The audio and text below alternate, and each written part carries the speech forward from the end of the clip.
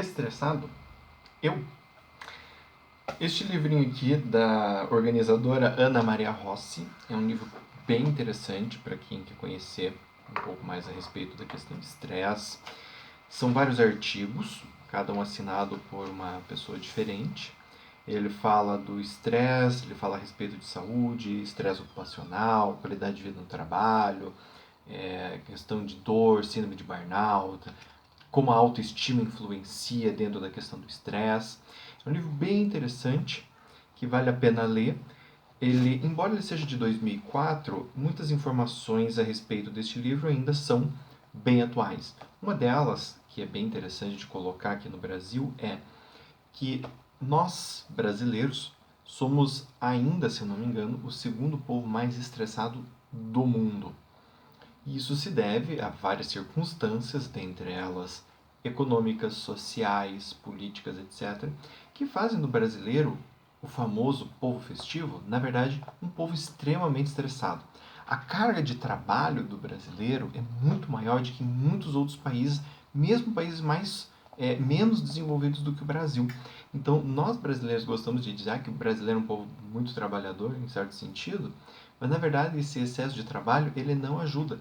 Ou seja, é um trabalho que não é produtivo. Então, dizer que você trabalha muito apenas porque você trabalha muito é diferente de você dizer que você trabalha muito e que isso vale de fato de alguma coisa. E esse é um dos fatores que a autora aqui aponta no livro a respeito da questão do estresse no brasileiro. Tem vários outros também, e ela vai falar sobre muitos deles, né? E eu vou trazer alguns dados interessantes que eu achei nesse livro. Então, uma delas é que o estresse ele tem sexo, ou seja, o estrago causado pelo estresse no organismo é diferente para homens e mulheres. A pesquisa realizada pela ISMA-BR mostrou que as mulheres, embora potencialmente mais estressadas devido à demanda que lhes são peculiares, lidam melhor com o problema. O que torna as mulheres menos suscetíveis às doenças causadas pelos altos níveis de estresse é a facilidade para verbalizar emoções. As evidências têm mostrado que não é a situação o que causa o estresse e afeta a saúde, mas a reação que se tem a ela. Aqui nós temos um dado muito importante e que ele tem tudo a ver com um trabalho, por exemplo, sobre emoções, que vale a mesma coisa. O problema nunca é a emoção, mas a reação que nós temos à emoção.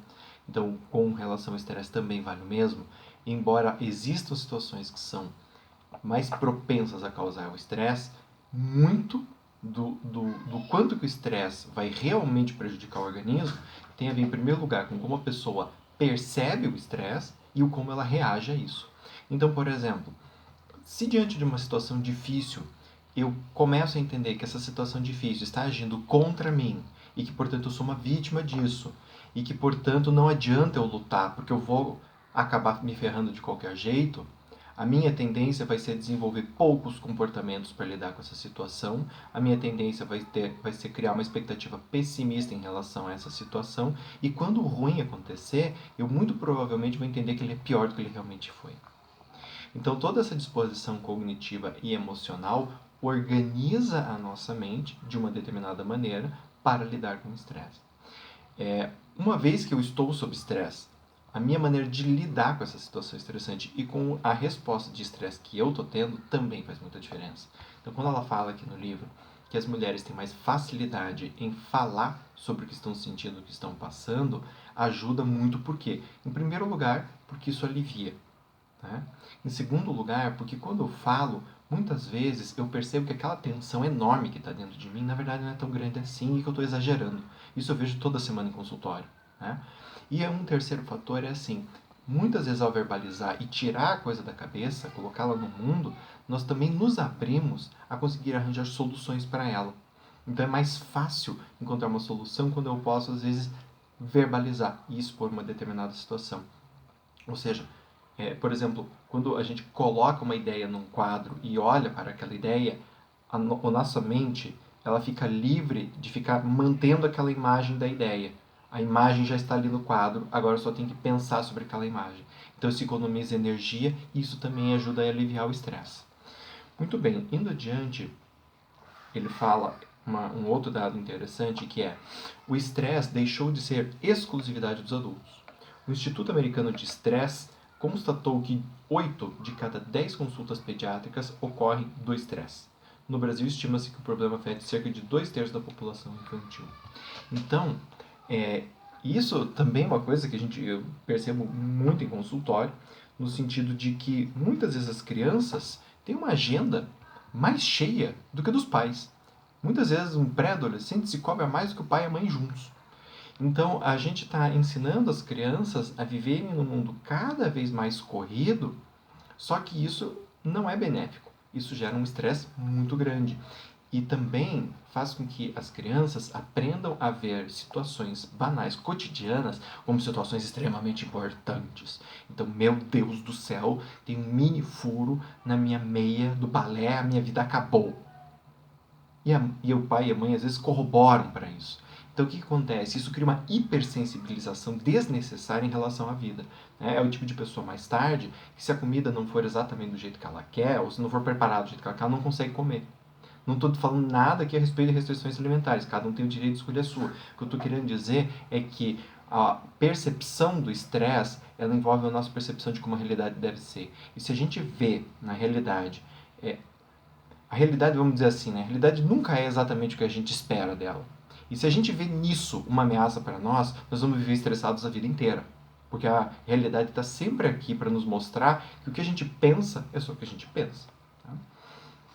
Indo adiante, ela coloca assim: o estresse relacionado ao trabalho é definido como situações em que a pessoa percebe um ambiente ameaçador para suas necessidades de realização pessoal e profissional ou a sua saúde física e mental. A cena hostil prejudica a interação da pessoa com suas tarefas e com o ambiente de trabalho, à medida que esse ambiente contém demandas excessivas que o indivíduo não possui recursos adequados para enfrentar. Então aqui eu acho interessante porque ela coloca duas coisas boas para pensar. Em primeiro lugar, sim, existem ambientes cuja estrutura é mais propícia a gerar estresse. Ou seja, quanto mais competitivo e ameaçador é o ambiente para a pessoa, mais isso tem a possibilidade de gerar estresse. Agora, de um outro lado, isso também envolve a capacidade da pessoa de lidar com essas demandas. Ou seja, um ambiente extremamente hostil, um ambiente extremamente selvagem e predatório será muito mais estressante para uma pessoa que não tem os recursos para lidar com isso do que uma que tem. Talvez uma pessoa que tenha os recursos para lidar com isso até goste desse ambiente. Né? Aqui isso não quer dizer que ele seja necessariamente não estressante. Não, não quer. Porque ele exige da pessoa uma dose de estresse para lidar com ele. A diferença está na intensidade do estresse e na capacidade que a pessoa vai ter de relaxar sobre esse estresse depois. Tá? Aqui ela ainda cita um autor chamado Gary Cooper. E o Gary Cooper cita que a prevenção primária se preocupa com a ação para reduzir ou eliminar os estressores, as fontes de pressão, promover um ambiente de trabalho saudável e solidário. Esse processo normalmente implica realizar um inventário das fontes de estresse ou uma avaliação de riscos organizacionais. Então, aqui ela vai falar a respeito de como trabalhar com o estresse na organização. Né? A prevenção secundária identifica e gerencia os problemas relacionados à saúde, como a conscientização individual e coletiva, melhorando as técnicas de controle de estresse. E, finalmente, a prevenção terciária é centralizada no processo de reabilitação e recuperação dos indivíduos que sofreram ou estão sofrendo de alguma doença física ou mental resultante do estresse. Então, tem 3 níveis de ação. Né? Desde trabalhar com os estressores, ou seja, tentar diminuir essas fontes, até lidar com essas fontes, né? Trabalhar com alguns problemas relacionados ao início do estresse e, por fim, trabalhar com aquelas pessoas que tiveram problemas sérios a respeito de estresse. Tá? No final do livro, aqui na página 147, ela coloca também uma coisa que eu acho que é bacana de colocar, que é assim: partiremos, antes de mais nada, de uma premissa ou condição fundamental. Ninguém poderá assumir por você a responsabilidade que assumir de sua. Você é o primeiro e principal responsável por amar a si próprio, cuidar bem de si mesmo, de sua saúde, integridade física, mental e espiritual. Então, no fim, o estresse também é uma atitude individual, no sentido de que apenas nós podemos tomar conta do estresse que chega a nós.